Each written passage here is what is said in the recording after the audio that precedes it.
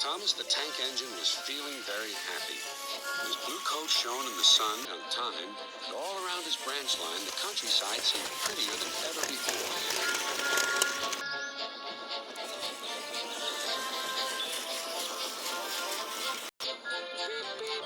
Good morning, Percy, he whistled. My branch is the pride of the line, wouldn't you agree? Yes, Thomas, of course, but what, Percy? Out with it. Well, there is another engine with a famous branch line, too. Who? Where? His name's Stepney. He's far away, but Sir Topham Hatt says he may visit us. When? Oh, someday. And Percy hurried away. Meanwhile, Stepney was puffing steadily along his line. It isn't very long, and that made him feel a little sad. Later, he saw Rusty, the little diesel that helped save Stepney from scrap. Everyone's been so kind. But my railway is so short, and I do miss a good long run. I think you should tell Driver, too, replied Rusty. I'm sure he'll understand. Stepney soon discovered that indeed he did. Do you know, Stepney, I feel just the same way. That evening he had exciting news.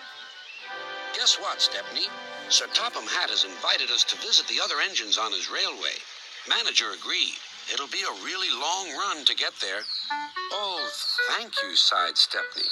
They set off next morning. By now, all the other engines were talking about Stepney. He runs a famous branch line. Did you know that? Said Percy. Thomas was feeling a little jealous. It may be famous, but my branch is the first on the line. Everyone knows that, too. And he huffed away to fetch his coaches. Look, squeaked Percy. Why have they all come? There's no train yet. But Percy was wrong.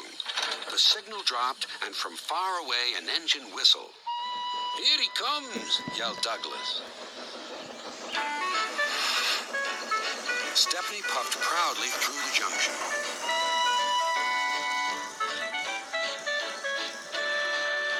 I hope you'll meet Thomas, too, said Edward. You both have branch lines to be proud of. Then Stepney set off to help Duck shunt coaches in the yards. And they worked happily together all afternoon. At last, Thomas arrived. Sorry, can't talk. It's time for my last branch line train. Mustn't be late.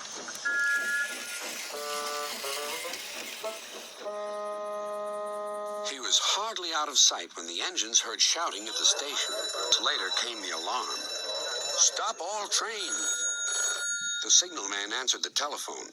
A special, is it? I see. Thomas was impatient. Why are we waiting? My passengers are being delayed. Sorry, Thomas, said his driver. We're being shunted to allow another train to pass. Soon they heard an unfamiliar puffing sound. There was Stepney with his headlamp swaying and whistle blowing. He gathered speed and disappeared. Well, bust my boiler, said Thomas the Tank Engine. Next morning he was still fuming.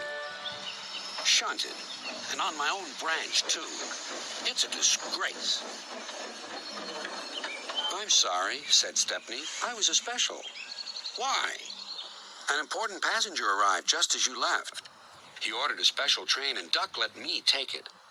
We had a splendid run, but, finished Thomas, it can make an engine nervous not to know the line. Exactly, said Stepney. You're such an expert.